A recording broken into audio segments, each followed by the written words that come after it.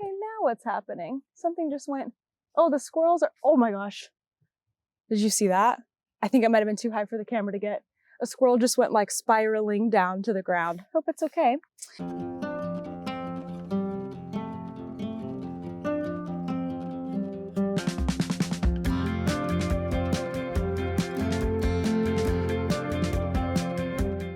Hey everyone, it's Natalie, also known as Knitty Natty.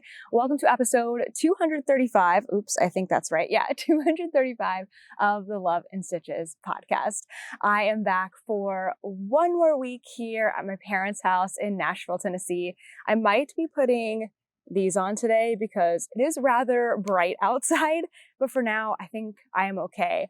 I'm out here in the morning before it gets too hot. We're just around the 80-degree mark right now, but the whole rest of the day I'm going to be spending getting the van ready to go because as I'm filming this, we're leaving tomorrow. By the time this posts, we will already be back on the road. So there won't be much life stuff to talk about this week. We haven't done anything really interesting, but we are traveling again starting very soon. So I will have lots more to share with you. I just want to share this right away in the top of the episode before I forget later on, but we are going to be in two places this week. We are going to Michigan and we are going to Wisconsin. So if you are near the Ann Arbor area, we're going to be at Spun Ann Arbor this Thursday. What is the date on that? This Thursday, July 11th from 6 to 8 p.m. for their drop in. So we will be there for that. We'll also be there filming during the day. And then on Sunday, we will be at Cream City Yarn, which is outside of Milwaukee. I believe it's Brookfield, Wisconsin. And we will be there for their open knit from 2 to 4 p.m.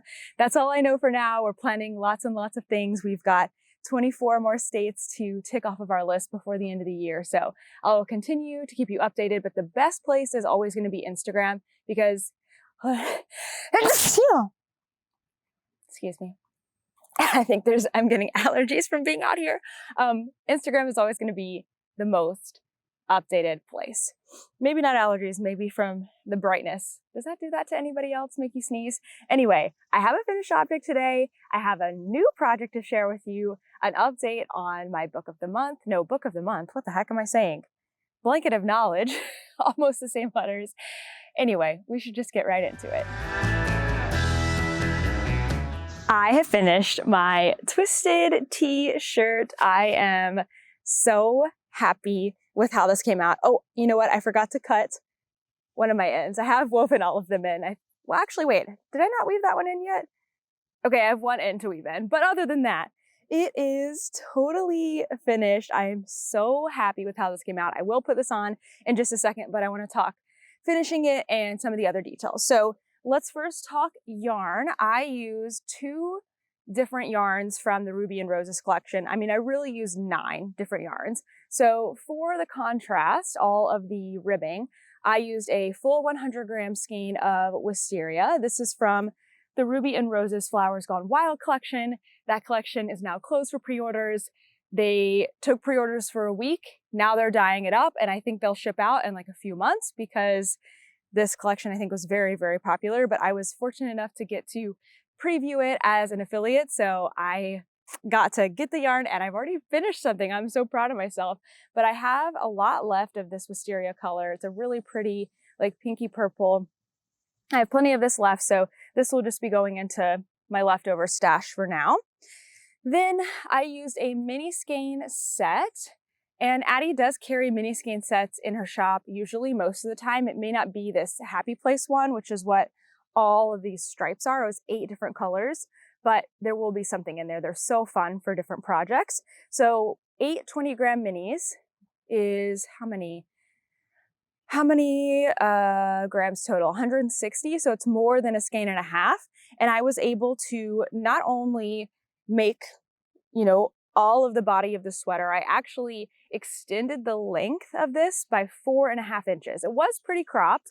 I think in total now from underarm to the bottom of the hem, I maybe have 12 inches or so, but I did lengthen it by a lot and I still had 2.5 grams left from each of these balls.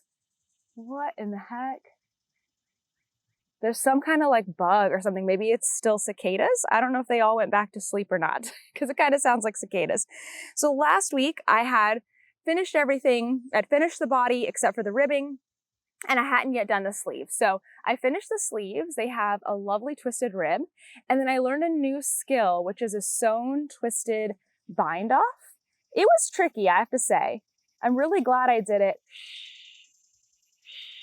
Quiet. They're so loud. Hopefully Ken can get some of that out in background noise. Okay, so this twisted rib sewn bind off, very similar to the like 1x1 kind of like tubular, I can't remember if it's called Italian sewn bind off or something. It has another name. But then the twisted rib version, Brianna, the designer of the twisted t-shirt, did a tutorial for. So tricky. Oh my goodness, tricky. But I'm glad I did it on the sleeves first because that allowed me the chance to master it before I did it down here. So after I'd done the sleeves, I knit the entire ribbing on the bottom. And I've done lots of try-ons on this project up until this point, trying to figure out what length I wanted.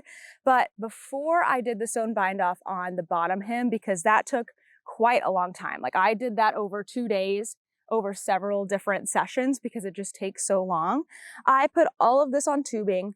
I blocked it because I wanted to see, you know, how would it grow in length? How would the fit look now that I had completed the sleeves?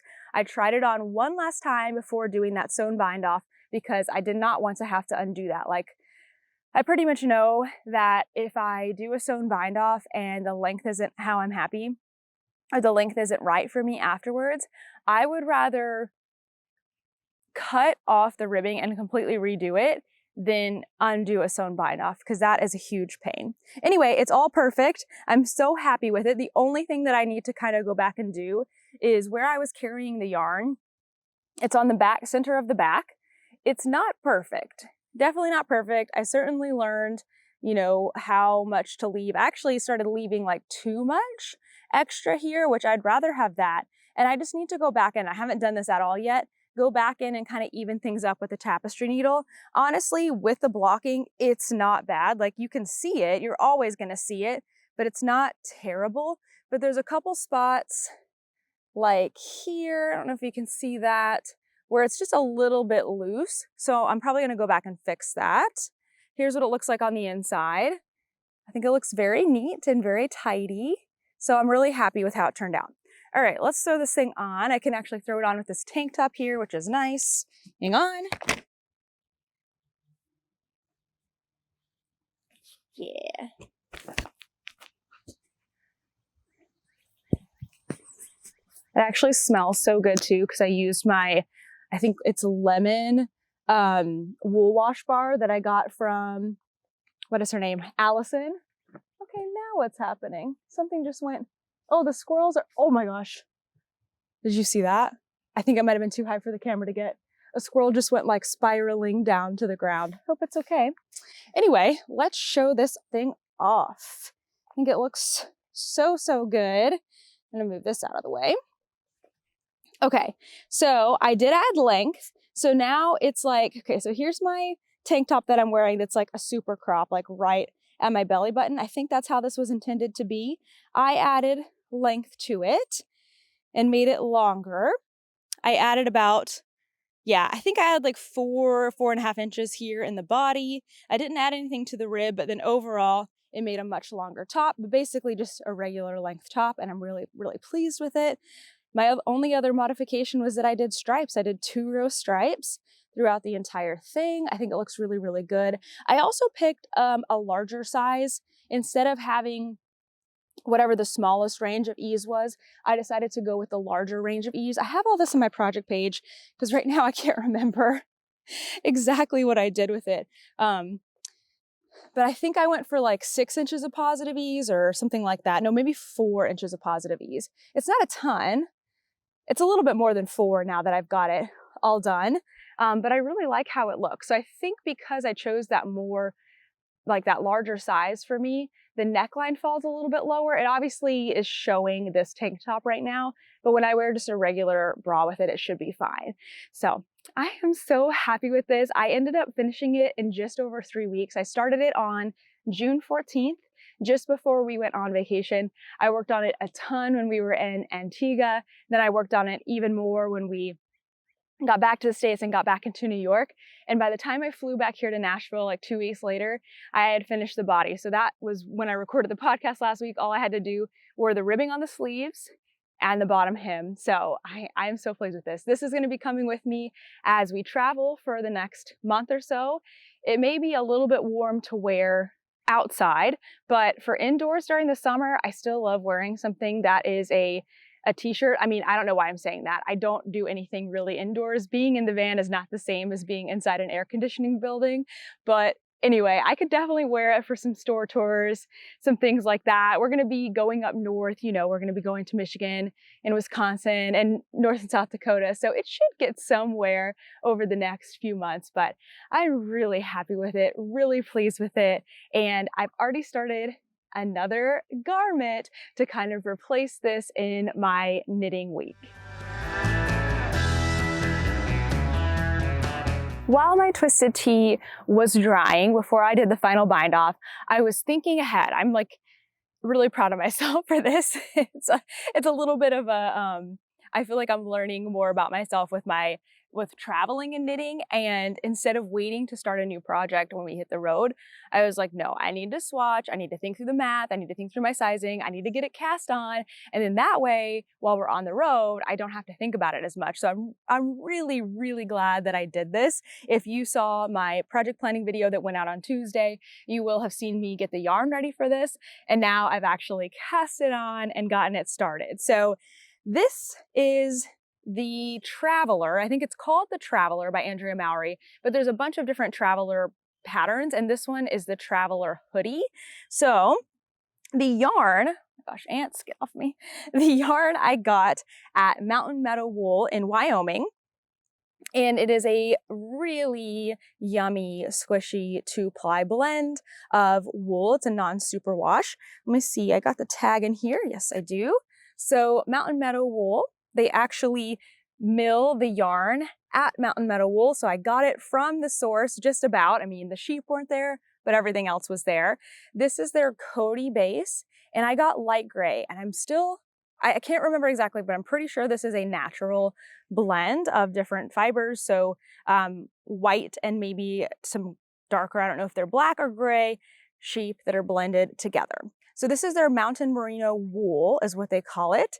And it is all, I believe they told me it's all grown in Wyoming. It says grown in Wyoming on here. But I think they said Wyoming and Montana, so it's all very locally grown. And then of course it's milled there in Wyoming, which is so, so cool.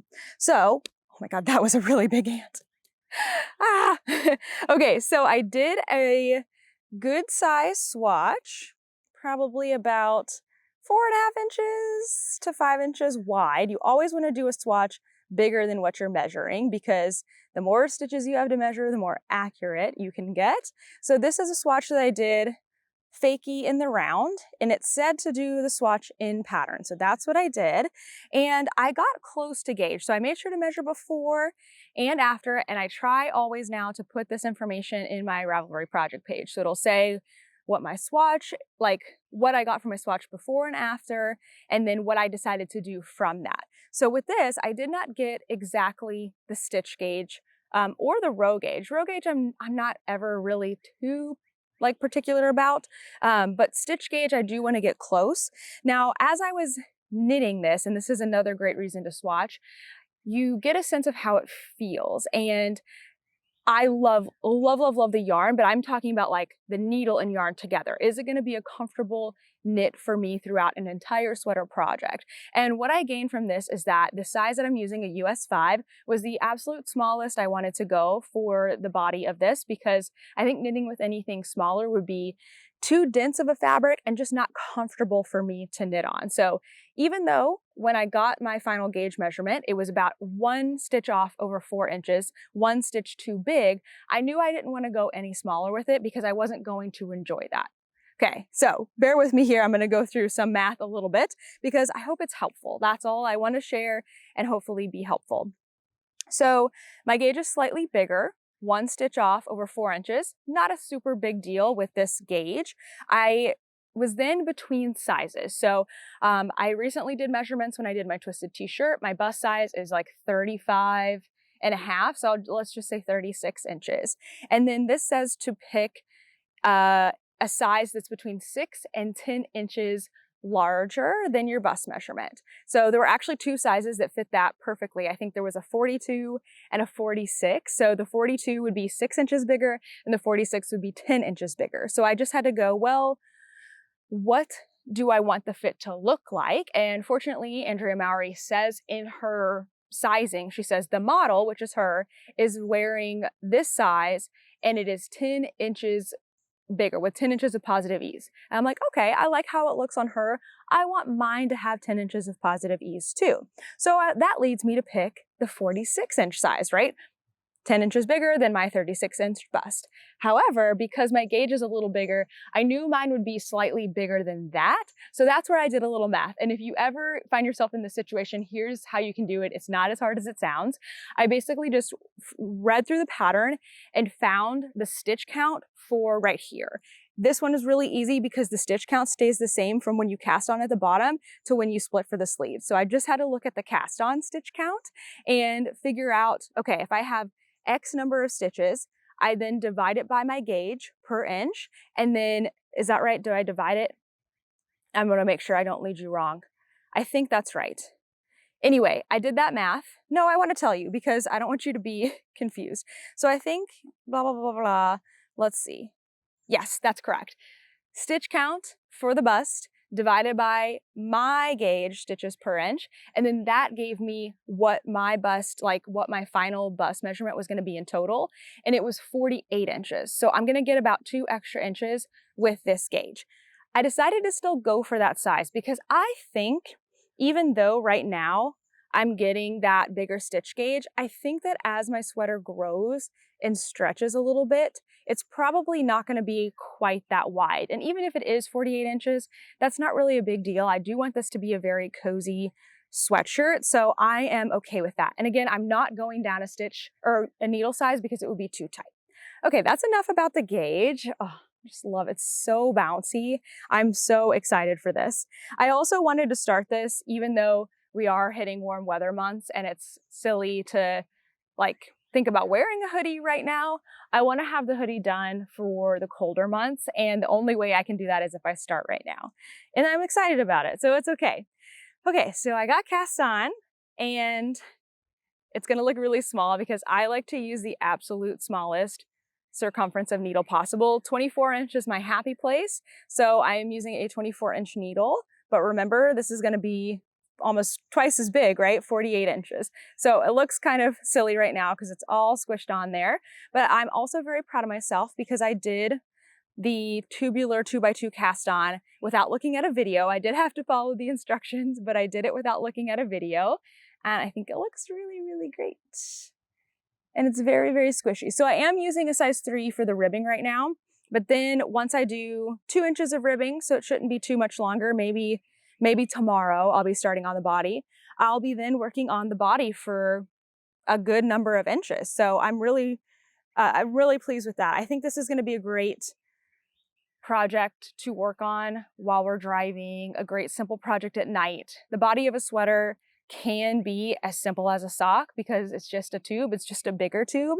And so this is the perfect project for that. It's going to be perfect for knitting and reading and all of those different things. I went ahead and wound up 4 skeins of yarn. These are smaller skeins. They're like 200 yards or something like that. I guess that's not super small, but I think they're only, it says 2 ounces, which I think is like 75 grams.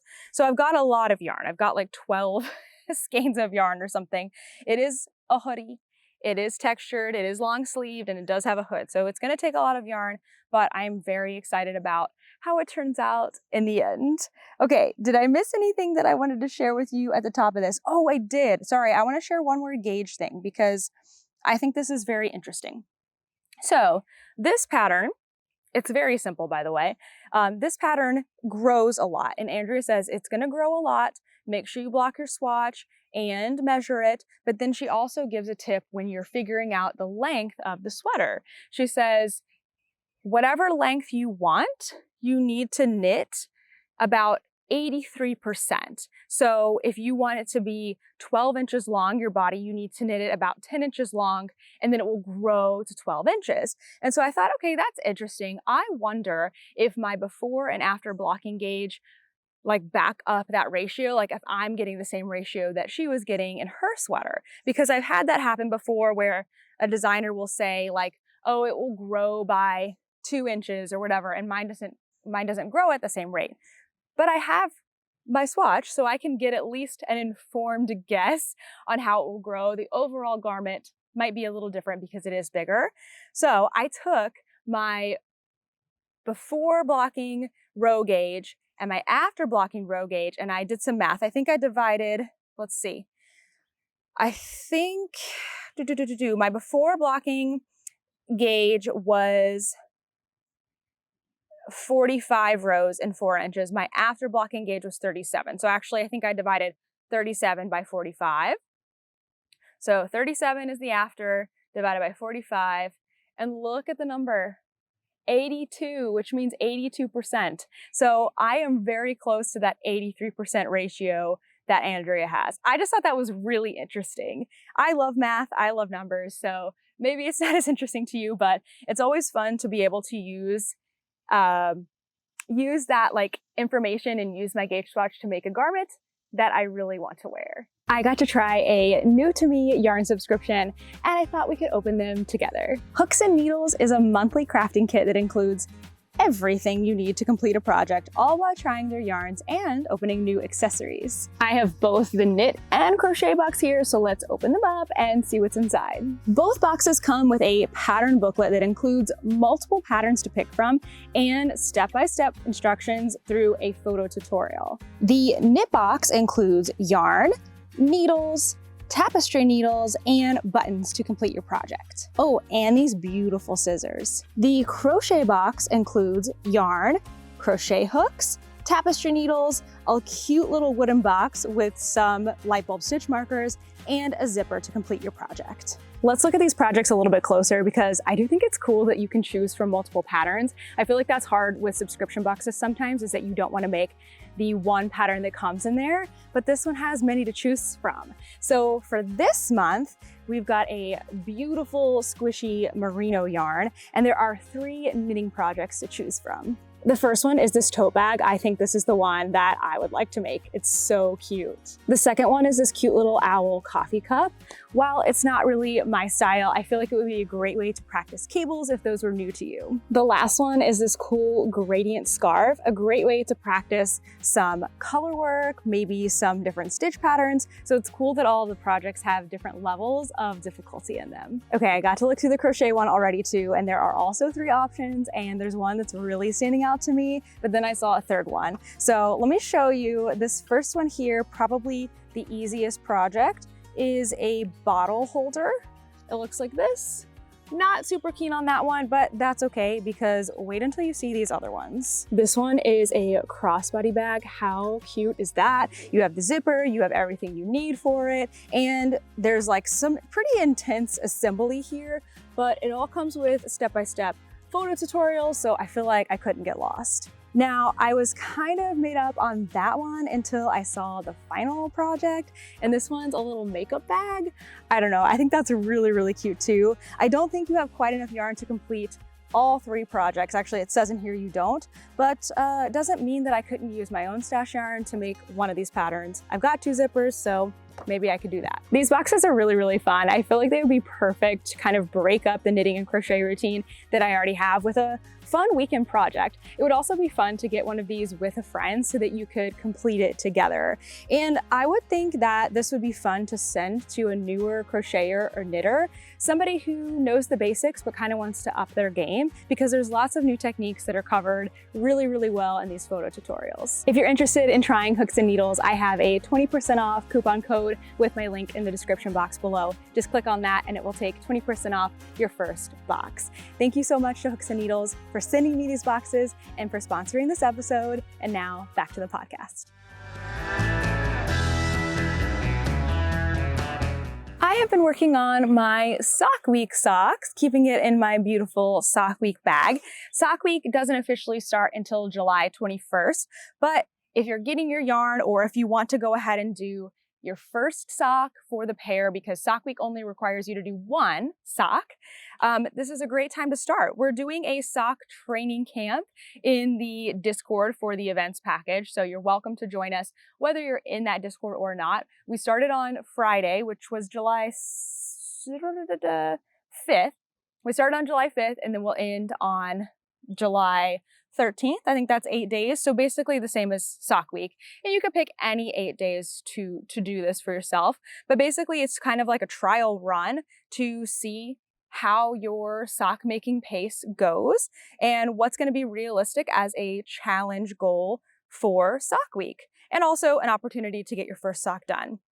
What I decided to do, because I was already in the middle of a pair, is to finish my first sock.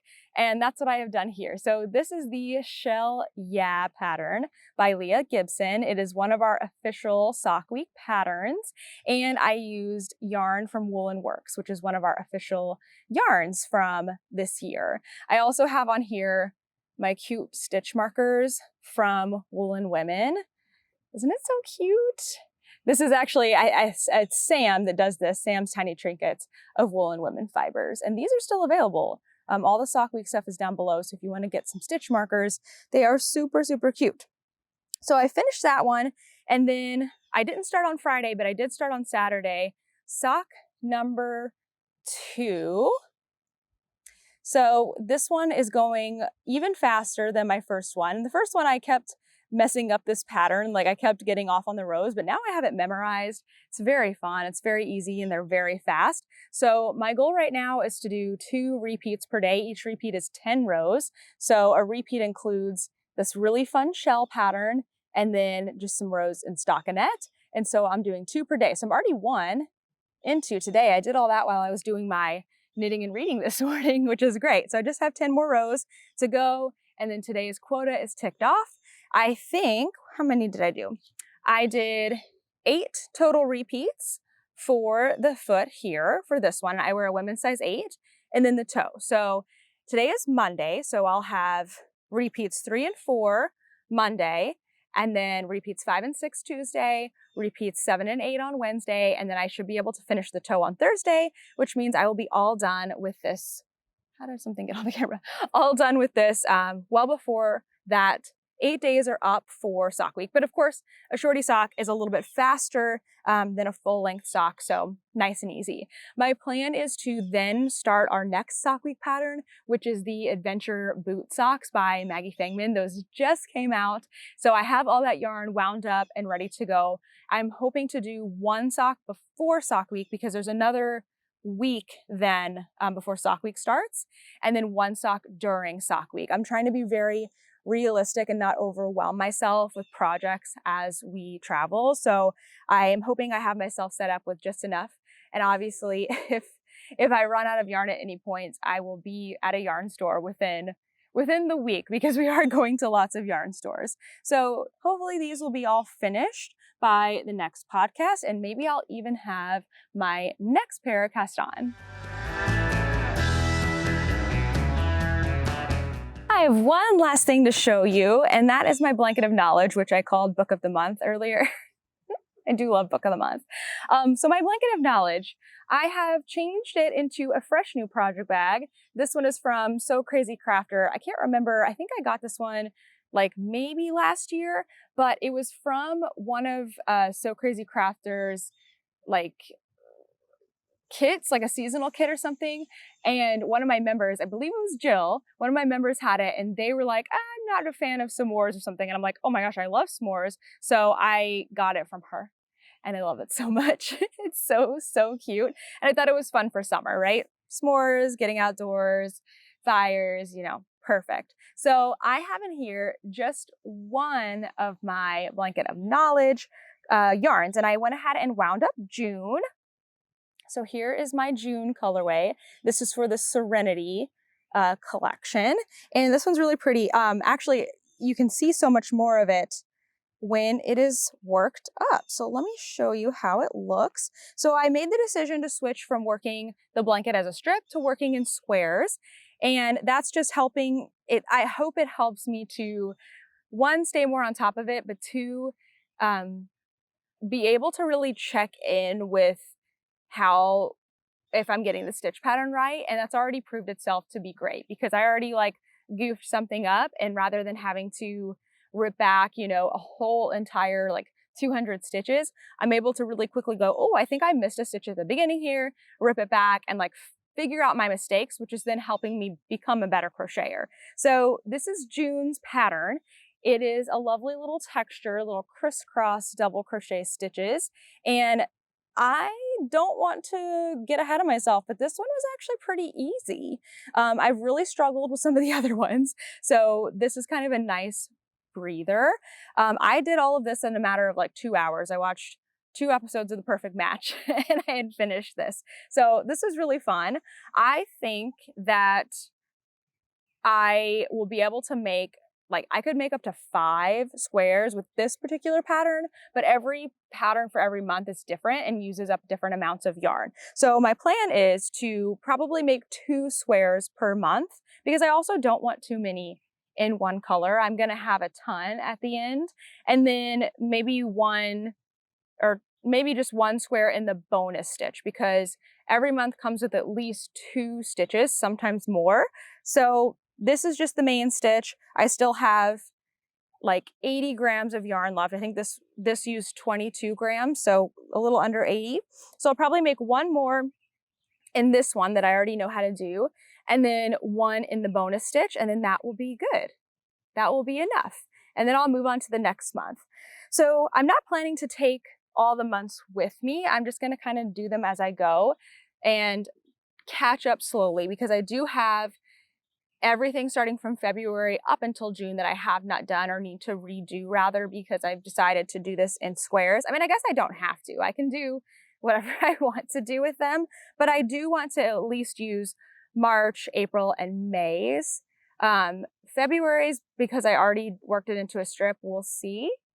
But yeah, I do want to catch up on it, but I'm trying to just keep it simple and doable, and like just moving it to a small bag with 1 skein of yarn rather than having all the months keep like piling up on each other.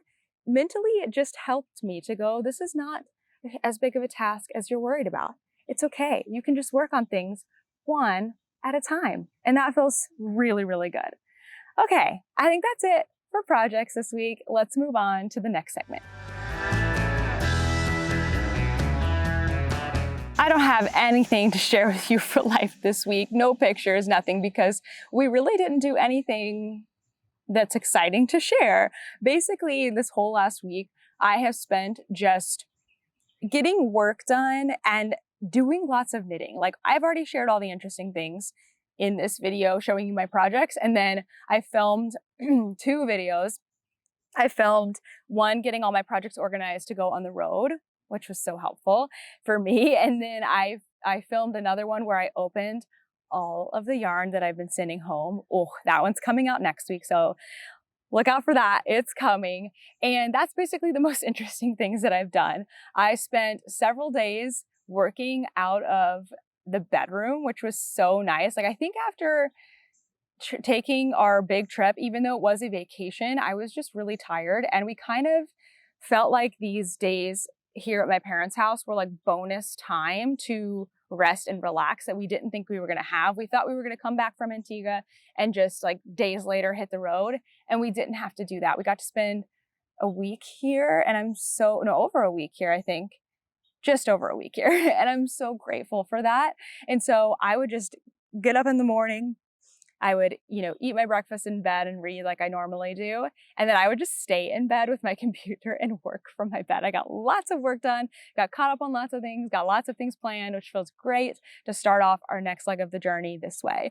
I can share with you a little bit about what we have coming up. I mentioned at the top of the episode that we're going to be in Michigan next at Spun. Then we're going to be in Wisconsin at Cream City Yarns. We don't have our plans solidified for these next few states, but we are going to Minnesota, North and South Dakota, Iowa and Nebraska coming up, and that will complete for us the like middle of the country. Basically everything west of Tennessee is done except for Washington, because we will be going to Flock at the beginning of August, and that's when we will film our Washington video at Flock, hoping to get lots of Washington artists there. We will be coming back here at the beginning of August, and then we are flying to Flock, then Flock in Seattle, Alaska, and Hawaii.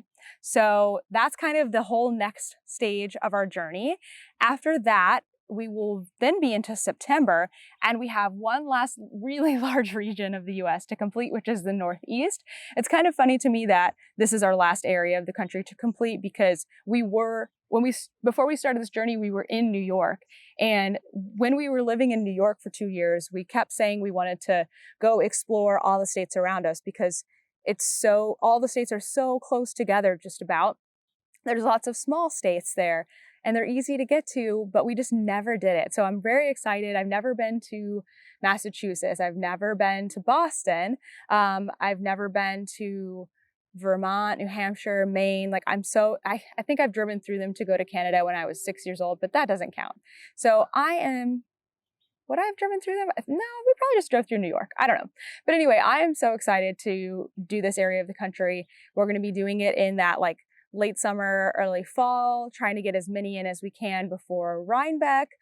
So I'm super excited for that. It's going to be a really busy few months, and I'm excited to get back on the road, but I know the first week is going to be an adjustment, because we've never taken this long of a break from the van before. We've been out of the van for over a month, like just over a month. I think we got here on June 5th or something like that, and we're going to be leaving on July 9th. So just over a month out of the van. But even last year when we took a big break, we were still like 2 weeks, and then we would travel in the van for a little bit, and then another couple weeks, and then we would get back in the van. So this is the longest break that we've had off. It's kind of like, feels like going back to school in a sense, like you're excited for it, but you know it's going to be exhausting.